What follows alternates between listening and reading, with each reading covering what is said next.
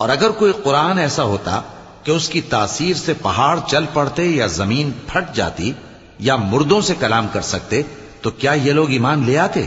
بات یہ ہے کہ سب باتیں اللہ کے اختیار میں ہیں، تو کیا مومنوں کو اس سے اطمینان نہیں ہوا کہ اگر اللہ چاہتا تو سب لوگوں کو ہدایت کے رستے پر چلا دیتا؟ اور کافروں پر ہمیشہ ان کے اعمال کے بدلے آفت آتی رہے گی یا ان کے مکانات کے قریب نازل ہوتی رہے گی یہاں تک کہ اللہ کا وعدہ آ پہنچے۔